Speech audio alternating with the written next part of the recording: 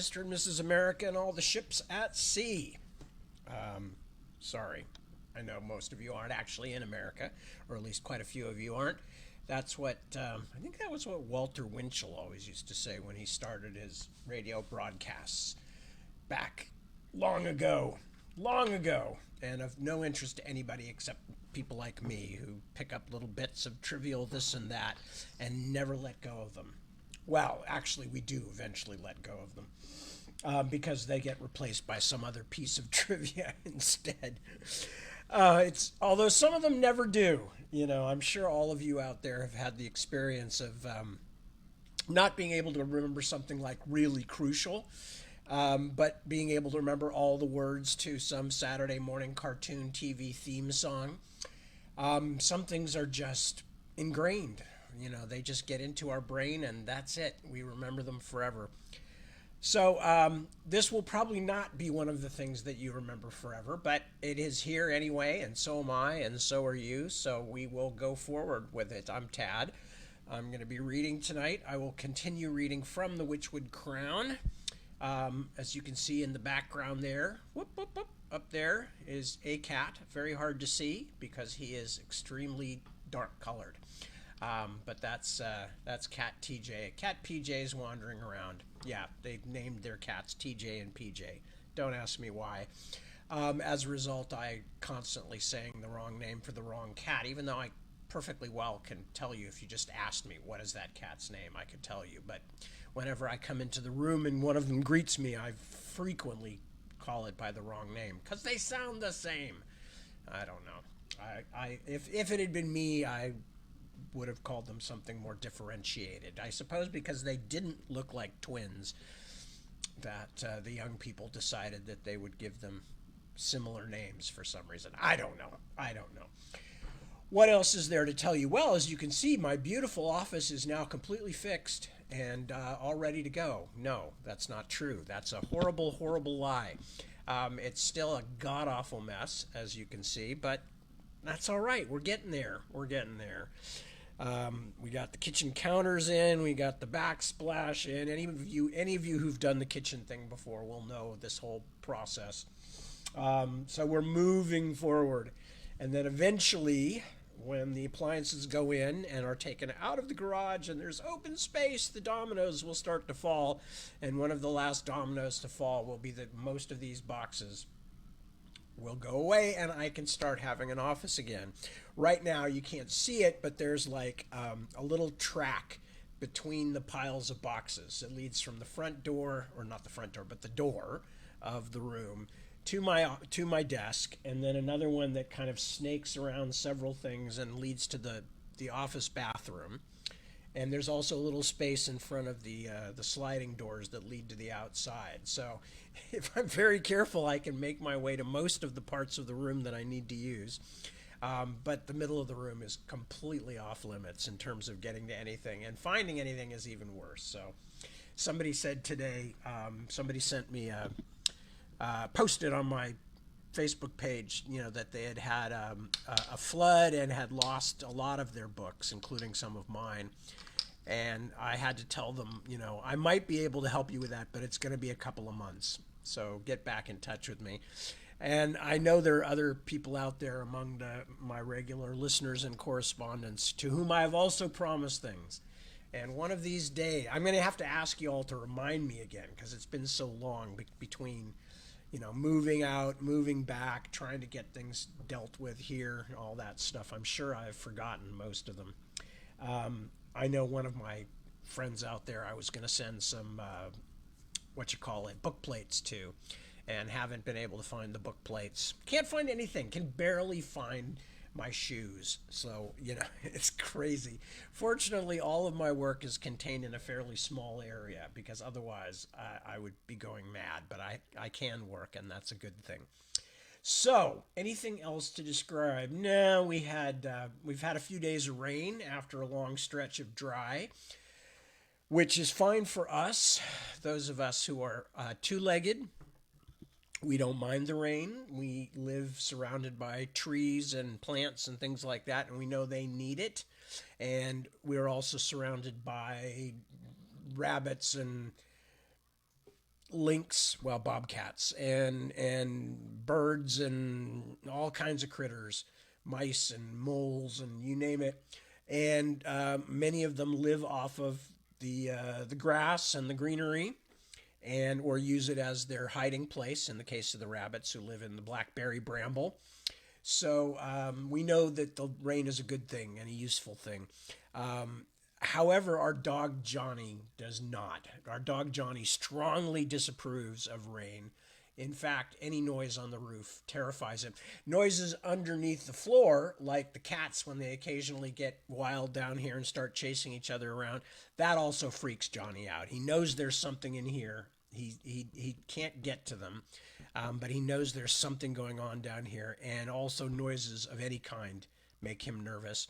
So if either the cats are running around down here, or God forbid, in the room across the hallway here from the office, we've now made our laundry room, and so he's completely he was used to the laundry noises on the upstairs part where he is, but noises coming from underneath the floor from the washer and dryer, completely wrong as far as Johnny is concerned. So he's had a tough time adjusting to moving back in. On the other hand, though, he does now have his old property to run around in, and that's a good thing for him. So he's hanging in there under the circumstances, but he hates rain.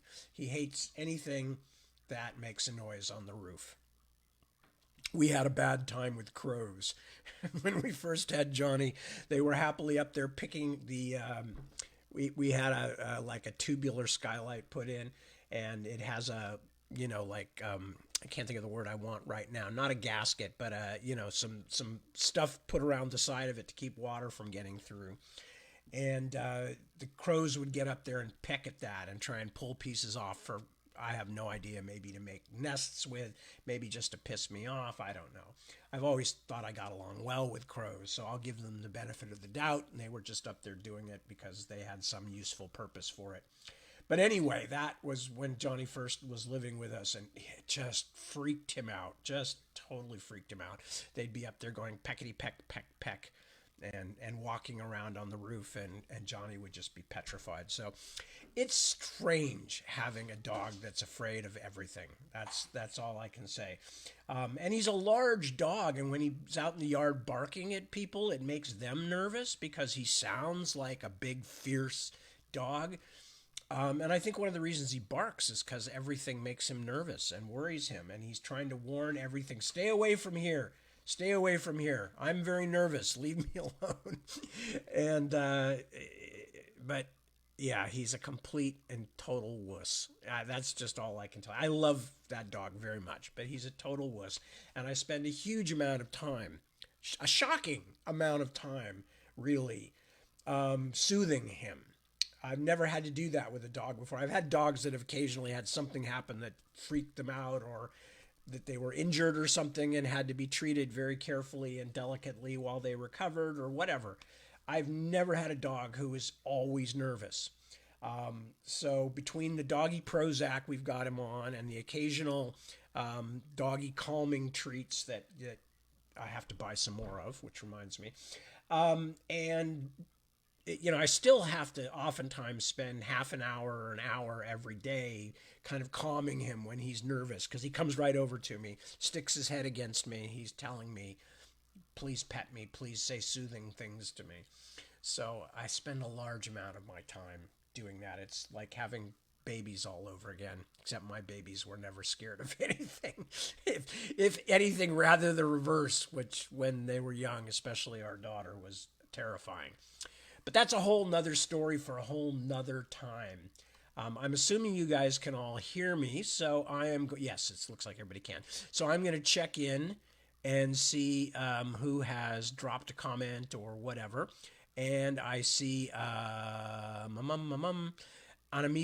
and Suzanne and Petra and Isaac and Christina and Kristen and Wouter and Chris and Tracy and Dirk and Christy and Nicole and Nikki. That's Nikki. Nikki. And Petra, drops a note to say that she just got back from a holiday to her old home in Amsterdam, Utrecht, and the beach at Katwijk. I hope I'm pronouncing that right. Katwijk? Katwijk. So that sounds really nice. And Christy says hello to TJ and PJ. And okay, so here we go. Oh my lord, I don't know what's going on back there, and I'm not sure I want to. Oh yeah, they're having a kitty fight, which is they're brothers basically. I don't think they're literally brothers, but they were adopted together. They've been together pretty much their whole lives, and so yeah, they're having a good old time chasing each other around right now. So if there's a ruckus, please ignore. I'll do my best to do the same. Okay, anything else to tell? I think I mentioned, maybe I didn't, because it only happened during the week. I have sent off the second half of the copy edited manuscript, so I am now done with that phase. The only thing I have left to do on Witchwood Crown. No, that's what we're reading, Tad. The only thing I have left to do on Navigator's Children is to deal with the page proofs once it's all been typeset, plus all the interstitial and extra stuff. Isaac is going to be doing the maps again. Thank goodness. He's done such a gorgeous job. And I will be doing various other things, writing author's notes and dedications and all that, and probably a few other things, but mostly it's just going to be the page proofs at this point. So that's largely out of the way. As I said, just that one part of the process left. And now I've just gone back to finishing up Ordinary Farm, and I've been rereading what I'd written so far, and pretty good. I'm not ashamed of it at all. I think so far it's looking like a good and successful closing volume to the series. We were originally going to do 5 books, but the whole thing went to hell. I mentioned this back when I think I was reading Dragons of Ordinary Farm, or maybe the second book, I can't remember. But I mentioned that there was this huge kerfuffle where our editor got let go from HarperCollins, I believe it was, where she had set up her own imprint and blah, blah, blah. And just, we went from being the main book for a new imprint, as we say in publishing, to being one of 60 books that some poor editor was trying to handle. And so I eventually wound up ending our relationship with HarperCollins, not because there was anything wrong with that second editor, just she was so incredibly overworked after HarperCollins had changed all these things around and laid people off and all that. And I didn't feel we were going to get a very good shake with it. But as a result, the second volume still never got an American release. So maybe one of these days, when the thing is finished, we will remedy that somehow. Meanwhile, anybody who wants to read them will certainly, for the third book, there may be an American release, but certainly there will be an English release and a German release. So it's called. They're obviously, those of you who've read them know that in Germany they're called Tinker Farm books. Anyway, what else? And so then, yeah, and I mentioned last week that I was starting to kind of get more intensively involved with the Splintered Sun, the book set in Hernistir during the time of King Tethtain, and where it introduces the readers to the historic Flans Crows, who are referred to in this last series of books, this last 4-volume trilogy of mine. Flans Crows are mentioned as a generic name for bandits in Hernistir, but we're going to find out who the original Flans Crows were and where they fit into the larger picture of the history of Ostenard, which has gotten monumentally more complicated in the last 10 years since I first embarked on this going back to Ostenard project. It was already very complicated to begin with, and I had certain aspects of it that had not been put into the books that made their way into this newer set of books about Simon and Mary and company. But there are many parts I hadn't put in or hadn't even really figured out yet. So that's been a large part of this new process. And again, I have to be very thankful to Ron and Ilva and Angela and Jeremy, who have all been really helpful, kind of canon, keeping me canon. I didn't even know I had a canon, for God's sakes. I mean, but I do. And people who know the books well were very happy and luckily for me, were very willing to let me know what the canon was and what I couldn't mess up. So I'm doing my best, guys. Okay. Meanwhile, the cats are just running back and round and having a good old time here. So I will check back in here very quickly. Why were they were, oh, because their girl was here with them. Crow Flan. Very nice, Tash. Very nice. All right. So it says here we've only had 2 comments, but I don't think that's true. Anyway, Tash has shown up. Ilva. There's Ilva. Isaac, I already said hello to, but hello again. Anamika. Hello. Good to see you too, if I didn't say hello before.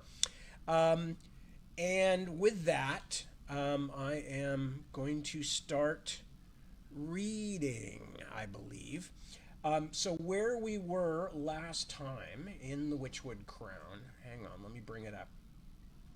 We had been traveling with Jarnulf and Nezaru and Mako and Keme and Saumeji and the giant Gogamgar, and they had been attacked by the Skaliar, who were the remnants of Skali's army from the first set of books, from the Dragonbone Chair, etc. Scully, of course, did not make it through those books, and thank goodness for that, because he was a pretty horrible person. But his followers are still around, and they hate the Scythi and the Norns equally, and so they attacked this small group of Norns, plus Jarnulf, who were making their way across the White Waste toward Ermsheim, where they are going to try and capture a dragon. So that's where we were. And now we're going to go back to those folks post-attack. And, oh, hang on. All right. So that's where we are now. So we're with that group of people. It was strange to sit around a fire, as mortals did, but when Saumeji had recovered enough to speak, he had begged them to light one. Now he huddled beside it, as weak as if he had just survived a terrible fever. The smoke drifted up and out of the shallow cavern to be shredded by the mounting wind. "A trick of sorts," he said when Jarnulf asked him about the burned corpses. "It was a piece of luck we were surrounded by the right kind of stones. Most will not hold so much heat long enough." "Long enough for what?" "Long enough to throw them before they burst." He shook his head and inched a bit closer to the flames. "I sang fire into them until they grew hot, then threw them." He lifted his right hand. The skin was terribly red and blistered. "But it is hard to bring so much force to bear so quickly. I am exhausted. I am sure I will sleep as if I were a child again." Later, while they were out gathering more wood, a task that Nezaru had never performed before, she found herself near Jarnulf, while Keme, the other member of the expedition, was a good distance away. "So those were Skaliar," she said. "Will we meet more of them?" Jarnulf banged a log against a tree, knocking snow from it. "I doubt it. They waited until they felt it was the best time to attack, when the giant was not with us. That was more than 20 men that we killed. If there had been more, they would have already made themselves known." "But why? Why would they attack us? You said they believe us demons.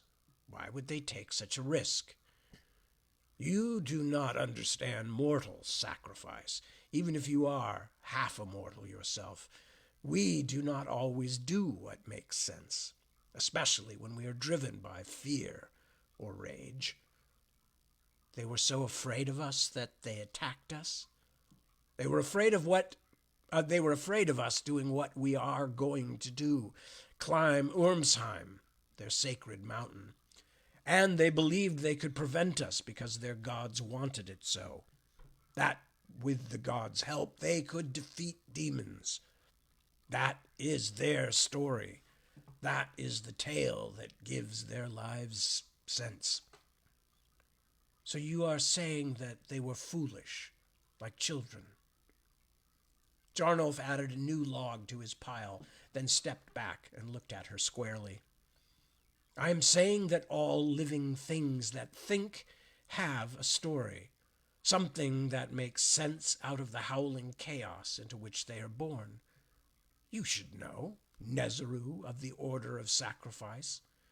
Your people would have curled up and died long ago if you did not cling to the story of the garden and of your undying queen. You believe that she will lead you back to happiness again, just as in those long ago days. And so you endure terrible hardships, dreadful wars. You do not even protest the fact that you will likely not be alive to see that happiness if it ever comes. For a moment, Nezeru could not understand him. But you know that is not a mere story. The garden, the queen, it is all true. Jarnolf's face was again carefully emotionless. If you say so. But she is your queen too. Are you not her huntsman, her slave-taker? Do you not labor in her service? Frightened that they had reached such strange territory of thought, she looked around for Kemi, but he was still high up the slope. I have my own story. Being a servant of the queen of the Hikedaya does not command my thoughts as well.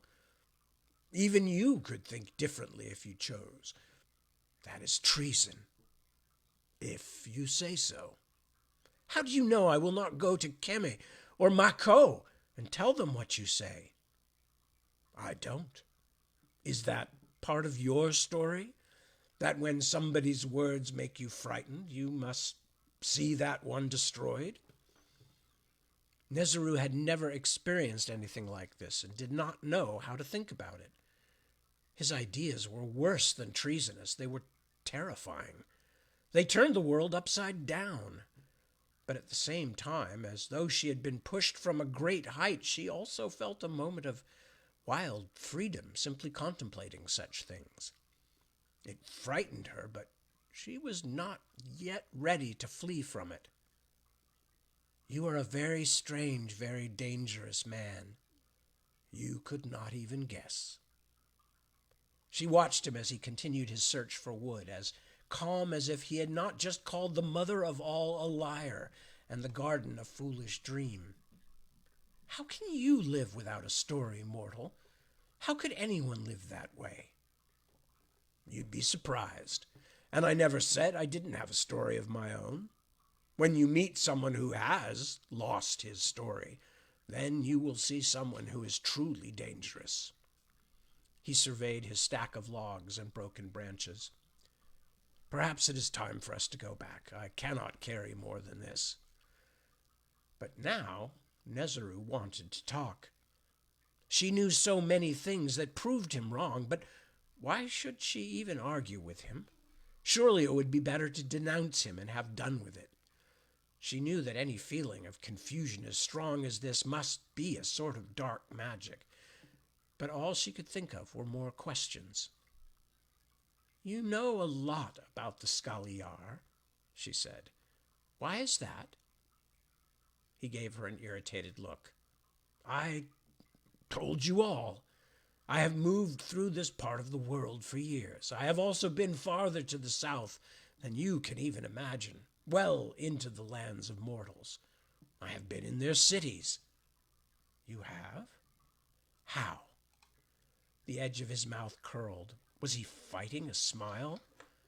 Well, do not forget, sacrifice Nezeru. I am a mortal. Nobody was likely to be very surprised to see another Rimmersman. More questions fought for release, but even she was surprised at the first one that escaped. What are they like, the mortal cities? He shrugged. Loud, dirty. In fact, you would think them filthy. People build higgledy-piggledy wherever they choose. People do what they want, and when they get in each other's way, they argue. Nezru could not imagine this. How can such a thing be? It must be dreadful. Why would their rulers let them behave so? Two possibilities: sacrifice. One is that their rulers are not as strong and clever as ours. Another is that they do not fear freedom as much as ours do. You make a joke, she said. That is not freedom, to fight with other people, to do what you wish. That is chaos. Well, perhaps that is the difference, then. Mortals feel more comfortable with the freedom of chaos than the freedom of obedience. Now she felt certain that he was inventing things that could not be true, and it made her angry. You knew that man, she said suddenly. He knew you. Jarnulf showed her a blank face. What man are you talking about? The one-eyed man of the Scaliar who tried to kill Mako. He saw you, and he recognized you. I doubt that. But if he did, it is no mystery. I have been traveling the borderlands for years. I have had encounters with such people before. I have killed some of them, but others no doubt lived to remember me. Nezru shook her head. I do not believe you, mortal. That was not the look he gave you. That was not what was in his face. The sight of an old enemy. He was surprised to see you, but he recognized you. None of that disproves what I have said. From high up the slope, Keme turned and began to make his way back toward them, a huge pile of logs cradled in an improvised sling over his back. Just tell me the truth, Nezru said, and was aware of a kind of desperation in her need to know, although she could not say why. Did you know that one-eyed man? He turned to look at her as he shouldered his burden of wood, and to her astonishment he smiled broadly, like a man who had just been given high praise or rich reward. I never saw him before this day. He was lying, of course, and not only that, he knew that she knew he was lying. He had as much as told her so with that easy, self-satisfied grin. It should have sent her running to Mako, but it did not. Instead, it filled her with a curious agitation she had never known, so unexpected and so unusual that for long moments she could not even make sense of what it was. Only as she followed his lean form back toward the cave where Mako and Saumeiji waited did she begin to understand it. This man, this mortal man, she thought wonderingly. No, this traitor. Why does he fascinate me so? Chapter 37. 2-bedroom conversations. It was a warm night. The upper floors of the Hayholt's royal residence were full of hot, damp air that had the sparking feel of imminent thunder. The servants had been dismissed to the outer room, and now the queen sat naked at her mirror, brushing her hair. God reminds us that these bodies are only loaned to us, to clothe our spirits while we walk the sinful earth, she said suddenly. Simon was huddled in the bed already, wearing a nightshirt despite the heat. He had been thinking about Ermsheim again, perhaps because these days it no longer came to him in dreams, thinking on those long-ago days when he and Jiriki and Binabik and the others had climbed to the Uden tree. Beneath it all lay the deeper memory of the dragon's icy blue stare, the agonizing splash of its hot black blood. Thinking of it again, he shivered. I'm sorry, what are you talking about, wife? This, she said, cupping her breasts with her hands. This fading, falling body. I think you are beautiful, he said. You are kind to say so. What do you mean, kind? Do you call me a liar, woman? He laughed. I loved you from the first moment I saw you. Do you think me that shallow, now that I am old too? Come to bed." "Not yet." She continued brushing. Miriamel kept her hair long now, but a part of Simon missed the days when she had been less careful, less formal, when she had cut her hair short to hide her identity like someone out of a story. "God's blood, have we truly become old?" he wondered. "I do not feel old. I feel the same, but weathered, like a ship that has plowed the same waves for many years. The rigging is slack, the sails have holes, but the bottom is still seaworthy." He laughed again. "What is funny?" Her voice had the brittle sound he knew too well. I just thought that I am glad our bottoms are still seaworthy." Miriamel gave him a sharp look over her shoulder, then glanced down at her own pale, vulnerable body. "Do you mock me, husband?" "Never.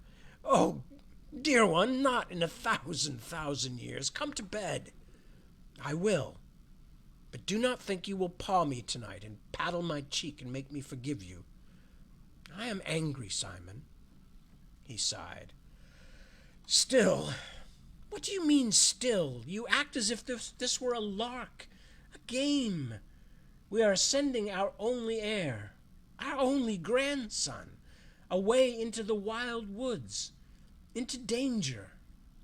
"We are all sent into danger," he said, and was quite pleased with himself for the idea. "And we will all fail in the end. That is God's will. It does no good to struggle against it." "You are punishing your grandson because I will not let you go marching off to look for the cithy." She stared directly at her own reflection. She would not meet his eye. "I thought we were equals, husband. I have learned the truth." "What? What nonsense is this? You know as well as I do that the boy needs seasoning. He has lived only for himself, and getting him killed will improve that." Simon slapped his hands on the bedclothes in frustration. "I do not wish to see him harmed. May God preserve us. I wish to see him grown. What will happen when we die if he does not change? The whole of the high ward's in the hands of a selfish boy, a boy who does not want to be a man except when it comes to drinking and wenching.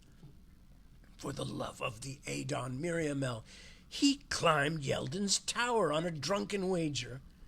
What if he had fallen and dashed out his brains on the cobblestones? Would you still say he was better off here than going out into the world? Do not invent things to try to shame me, Simon. You have never been kind to him." Simon closed his eyes, fighting against the weary anger that he had thought was behind them tonight. Let me read that again. Simon closed his eyes, fighting against the weary anger that he had thought was behind them tonight. "Come to bed. You will take ill sitting uncovered like that. Perhaps you had better send me off on some dangerous task. That would be a more certain way of silencing me." "Damn me! Do you think I want him to go because I want him harmed, Miri? Are you mad? I want him to go because it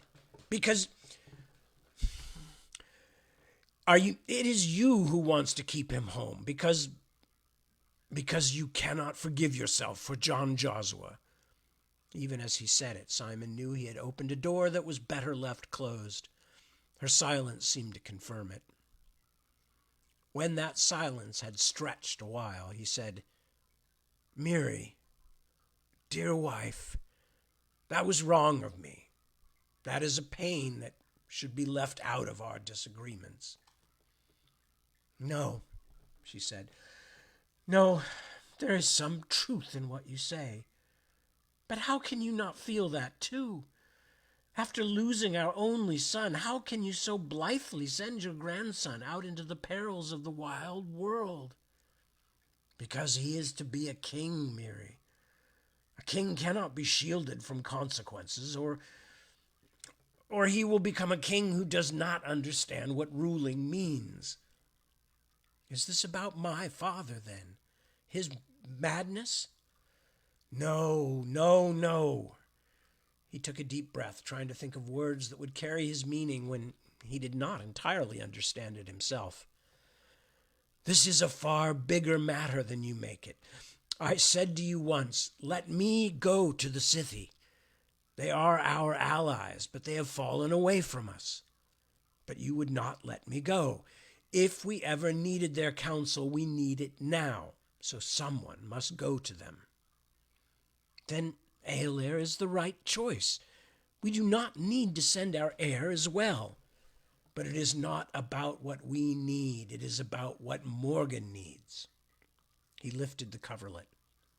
Come here. I promise not to paw you. Come here and talk to me. It makes my bones ache just watching you sitting there in the cold. It is not cold. It is summer warm, though spring is barely ended. Are you having the dreams again? Something changed in her voice, just a little. Is it the mountain? No dreams, still. But I remember the mountain, of course. That is not all that is in my mind, though. Come here, come to bed. As if to remind him that she was no servant to hurry at his command, the queen slid the brush through her hair a few more times. At last, she put down the mirror and the brush and came to the bed and slipped quickly under the coverlet that Simon held. Are you hiding your charms from me? He said, half amused. Are you afraid I will be overcome with base lust? Tree, now that I think of it, I might be. He reached for her, felt the cool, silky flesh of her hip beneath his fingers. Come here and find out. No! Stop! You gave me a promise. She pushed his hand away, but wiggled closer so that he could press himself against her. You are in a good mood because you have won the argument and will have your way about our grandson. But I am not going to share your mood. Go to sleep. He let his head fall back against the pillow and stared up at the canopy, blue cloth studded with stars like a map of the firmament. Why do you think that I wanted so badly to go to the Scythi? He said at last. Miriamel stirred. Because we need their wisdom. And you are right about that, Simon. No, I wanted to go to the Scythi because I miss my friends. You have many friends. Bennebic is right here with you. Not for much longer, Mary. How long has it been since we saw him last? Before now? Years. And how long since we have seen any Scythi folk except their poisoned messenger? 10 years? More, I think. He pushed himself up a little so that he could cradle her head in the crook of his arm.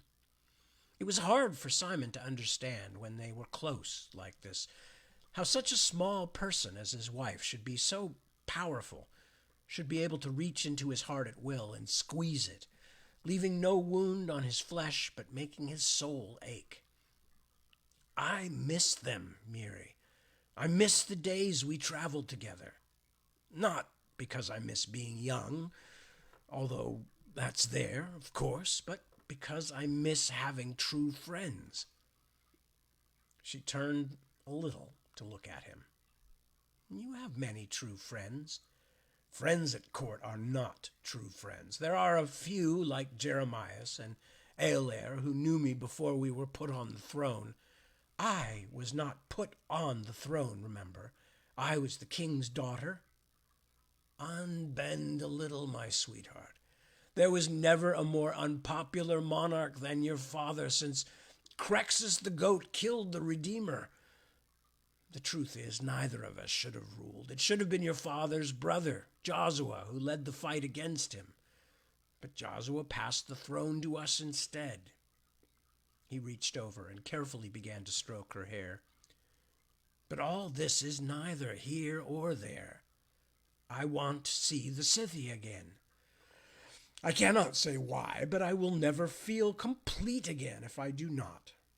The world we knew in our youth is gone, but the Scythi are not.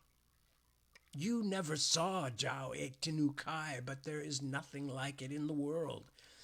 Even the greatest cities the Scythi once built can't compare. It was like a song, a story. He could not find the words and fell silent. What does that have to do with Morgan?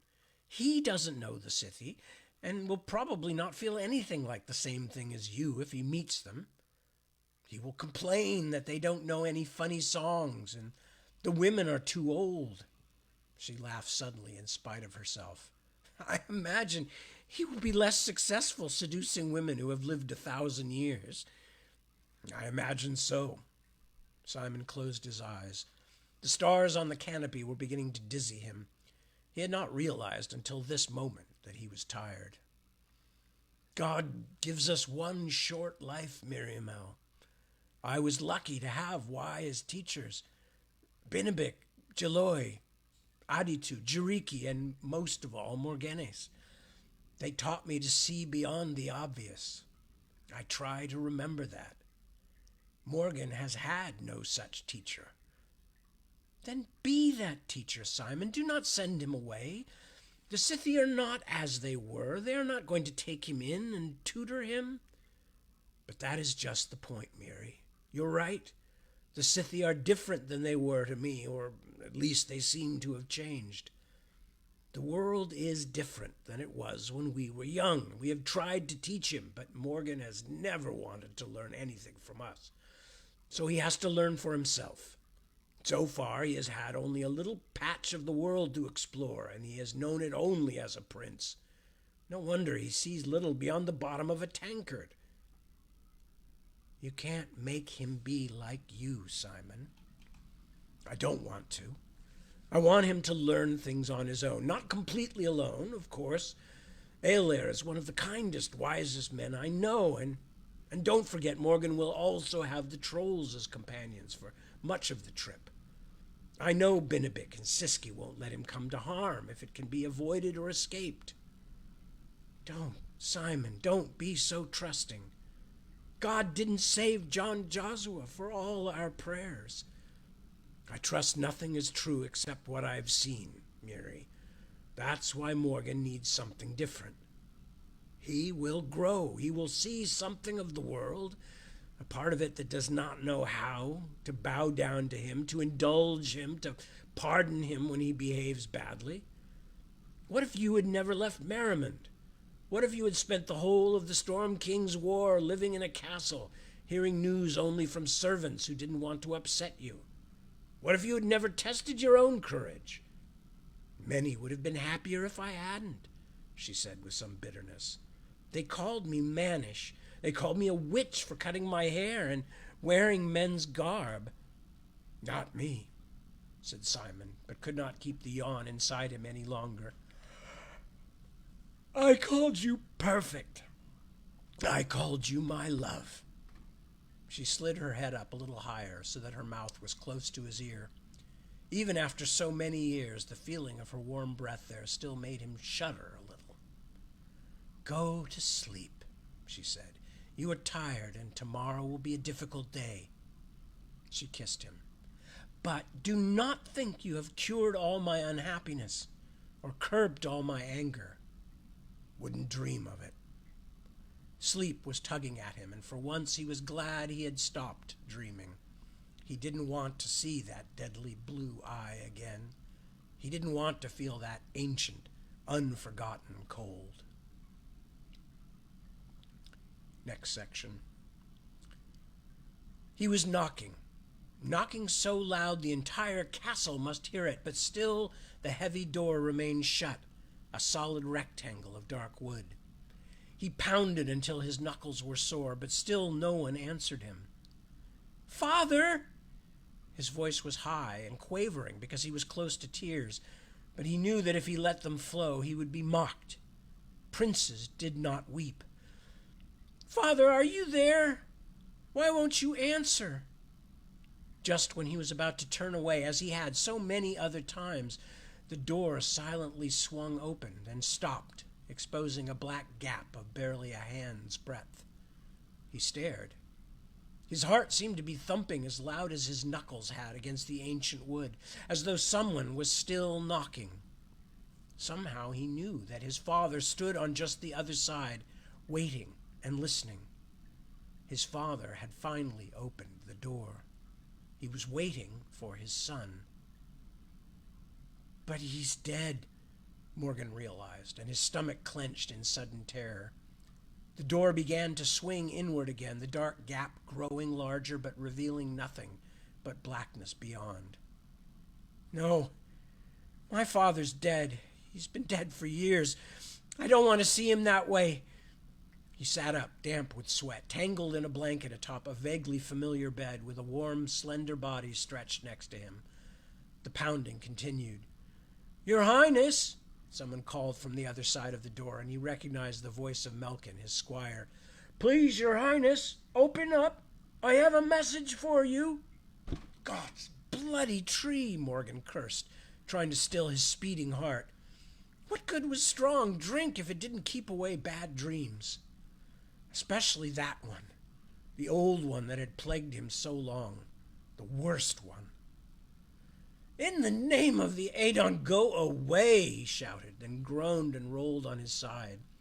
He tried to pull the covers over his head, but the young Rimmer's woman beside him complained at being stifled and tugged them off her face. This ordinary sound and movement pushed back the darkness, tangling the prince's thoughts. What was the girl's name again? Svana. The Swan. Not a bad name for her, actually. Her hair had been so fair it was almost white, her limbs long and graceful. He wasn't so certain he wanted to look too closely in the harsh daylight. The rapping at the door resumed. "Highness, please don't go back to sleep. The king and queen have summoned you." Morgan groaned. His jaw still throbbed from the blow he had suffered on the tower roof, and his brains felt so foul from too much wine the night before that he would have welcomed his own beheading in Market Square. Instead, he was to be hauled out of his warm sickbed, although in all honesty he had to admit that he was the one who had deliberately made himself sick with drink, to be scolded, doubtless in front of the whole court, for the disaster of Yeldon's tower. "I said go away, Melkin. Come back when the sun is higher. Tell them I climbed a mountain and flew away." Oh, sweet Osiris, but it would be wonderful to be able to float away on the warm wind. "What time is it?" "Nearly 12 of the clock, Highness." "Then come back when the sun is lower instead." He unsquinted his eyes for a moment. Even with the windows shuttered, the light leaking past the edges tortured him. "Below the horizon would be best." "But, Highness, the king and queen." "The king and queen can wait. It'll give them more time to think of things to scold me for. They'll thank me. You'll see." "But, Prince Morgan, go piss in your ear, Melkin." Just as he was settling back into the sticky clutches of sleep, the door to the room banged open. Startled, Morgan rolled onto his side, but when he peered through slitted eyes at the doorway, instead of his squire's lanky form, he was surprised to see what looked like one of the mountain trolls standing there waving something at him.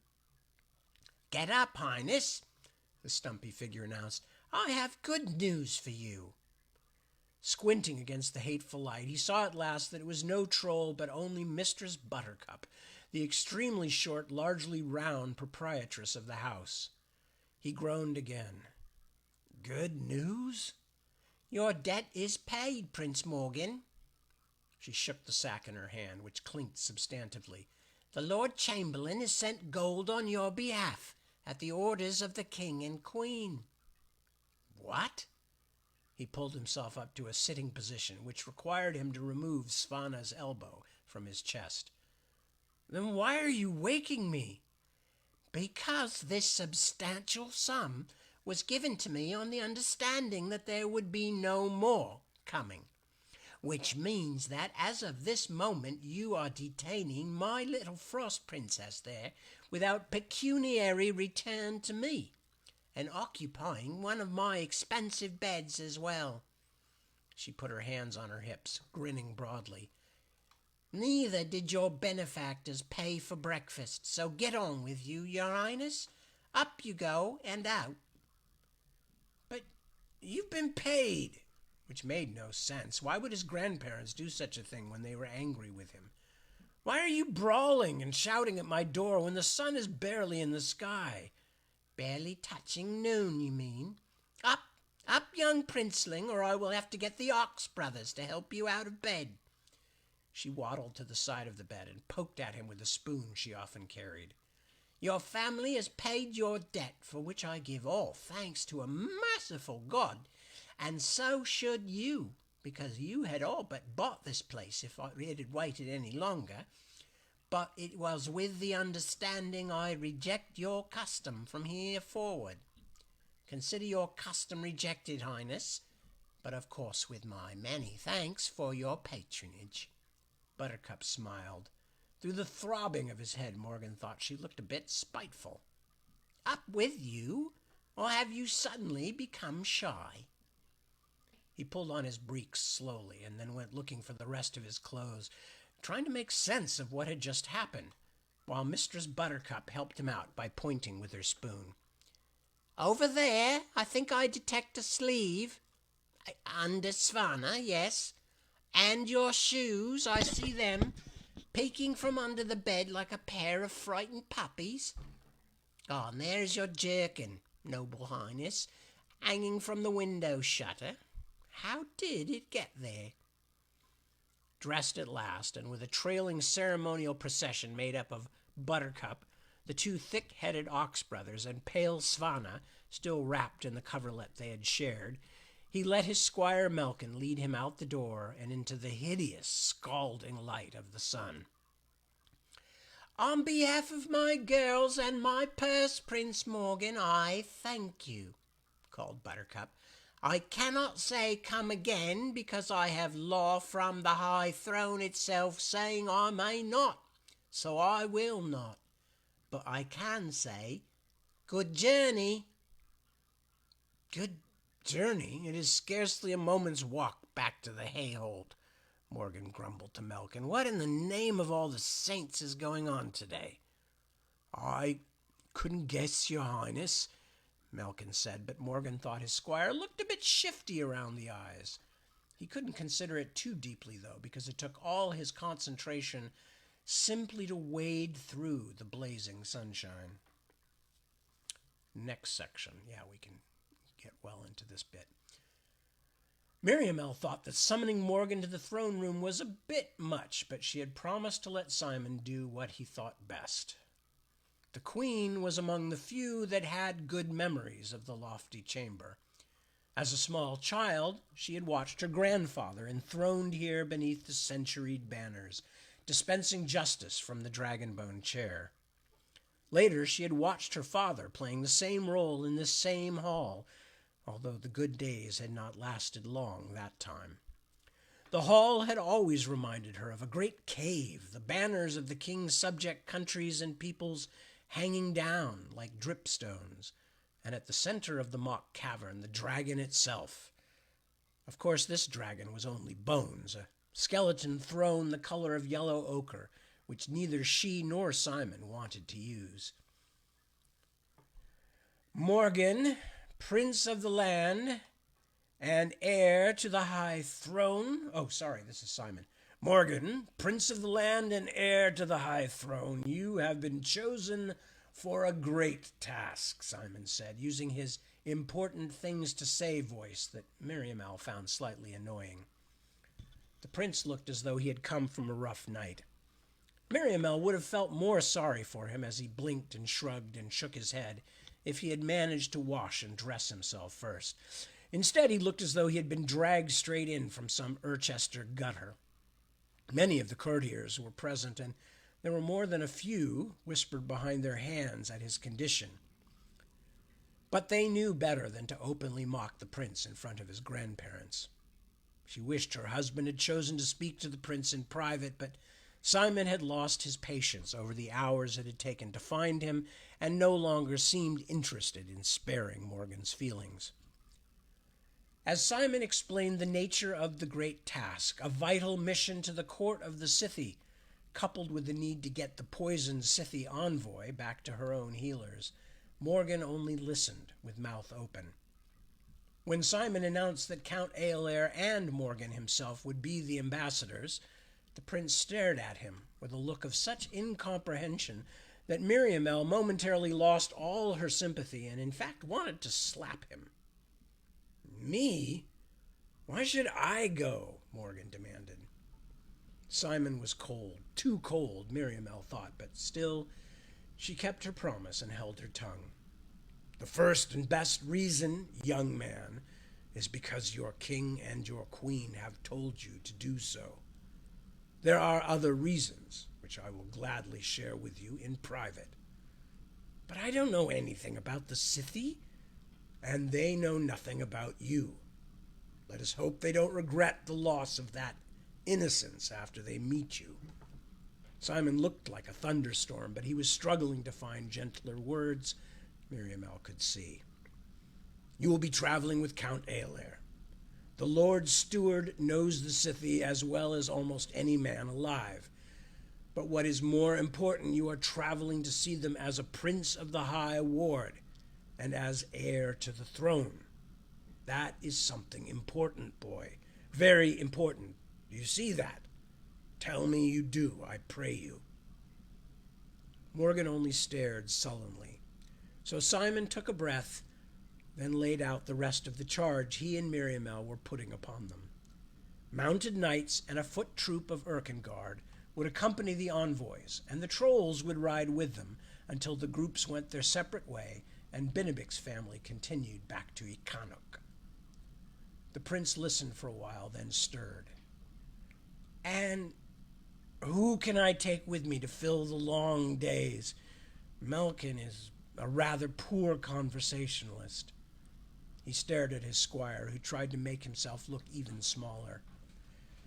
"If you do not think that Aolair and Benebic, two of the cleverest, wisest men in all of Ostenard, are company enough," Simon said with a sour face, "I suppose we can permit you to take one of your companions, I'm not certain I would call them friends, with you on the journey." "Praise the saints and angels," said Morgan, for the first time showing something other than resentment. "I shall hate to leave the others behind, but Astrian is a good man with a jest as well as a sword." "Ho, ho, lad, ho," said Simon. "I didn't say you could pick one of your friends. I said you could take one of your friends. You may bring Sir Porto. He has carried a sword on behalf of the throne, at least, and proved himself a good man, even if that was long ago. We plan to surround you with wisdom and experience, Morgan, not accomplices." "Porto? But he is 100 years old, 1,000. Morgan stood up now, his face white and his hands shaking from the prior night's indulgence as much as from anger. "This is all meant to punish me, isn't it? All because I won't do what you want from me. You hope they will lose me in the forest or in the eastern mountains somewhere, and I will never embarrass you again. By merciful Rhea!"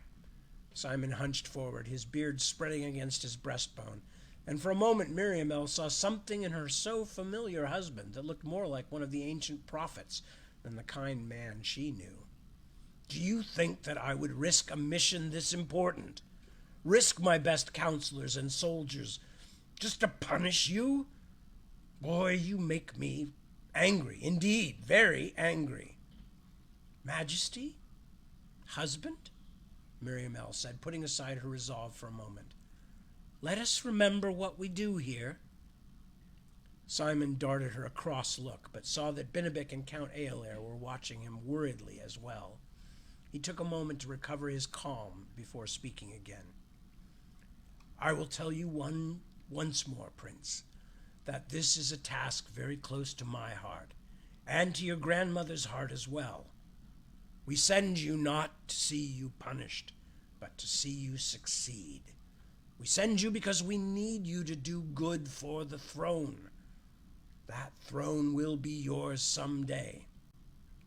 He looked at Morgan, who had folded his arms across his chest and was clearly not going to kneel again. You may go and see to your preparations now. St. Calistan's Day is in 3 days, and you will leave then. Morgan's face was wan with outrage, and he clearly considered further argument, but for the first time he looked to his grandmother. She shook her head slowly but firmly. Some of his color returned. He bowed his head. "As your Majesty's wish," was all he said, then bowed with careful correctness, turned, and walked out of the throne hall. And I'm going to stop there because it is now 2 o'clock. And we still have a goodly 3 pages left of this particular section. And my voice is getting kind of rasped out. Excuse me. So, with that, yes, okay, good. We've saved that place. So with that, I am going to wrap it up for the night. I thank you very kindly for your company. I thank you very kindly. Oh, and there I see other people have showed up. I see Janice. I see Charlie. That's Charlie Sherman. I see Mark. And I see Hazel, my mother-in-law. Hello, sweetie. Good to see you. That was Janice Ann, by the way. So anyway, lovely to see you all. Thank you for joining us. I am now going to wrap it up. As always, I thank you. And as always, I want to ask you to take good care of yourselves and take good care of your loved ones and friends and the people around you. I will be back at 7 p.m. tonight to read some more, and I'll pick it up there where I left off. Of course, if you can't make that, and understanding that some of you are on other continents, maybe you're on other consonants as well. But you're on other continents, and it's not always easy to see the live or listen to the live recordings, but that's why we record them. So, anyway, that's basically it. I appreciate your time and energy and kindness, and I will see you later today. Thank you very much. Peace, and good morning, good afternoon, good night, wherever you happen to be.